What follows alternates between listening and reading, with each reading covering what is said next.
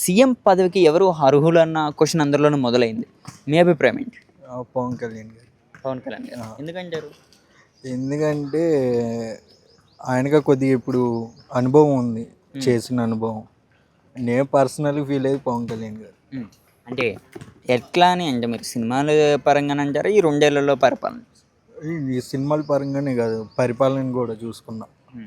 అలాగే గ్రామ ప్రజలకు చేసిన దాన్ని బట్టి కూడా ఇప్పుడు ఈ ఇన్నేళ్లలో ఒక రాజకీయ నాయకుడు కూడా ఏది చేయలేదు, రోడ్లు వేయడం ఇలాగా పవన్ కళ్యాణ్ గారు చేశారు. ఎంతకుముందు టీడీపీ గవర్నమెంట్ ఉన్న వాళ్ళు ఏం చేయలేదు కదా. అందుకు ఓకే. అంటే పవన్ కళ్యాణ్ గారు పరిపాలిస్తే టీడీపీ వాళ్ళు ఒప్పుకునే అవకాశం ఉందా? అంటే టీడీపీకి ఇంకా ఎక్కువ సీట్లు కదా జనసేన కన్నా. కానీ ఇది బేస్ కదా, బేస్ తీసేస్తే అదేం ఉండదు కదా. ఓకే, అట్లా అంటారా? ఆ. ఓకే. మరి మధ్యలో వైసీపీ ఏమైనా పుంజుకునే అవకాశం ఉందా? వైసీపీ కూడా 175కి ఎబో నేను గెలుస్తానని కూడా చెప్తున్నారు. ఆడుందే 175 ఎబ్బో రావు కదా ఇంకా. అంటే నెక్స్ట్ ఇంకా పెరుగుతున్నాయి కదా, 263 అవుతున్నాయి డిలిమిటేషన్ తర్వాత. అయినప్పుడు చూద్దాం.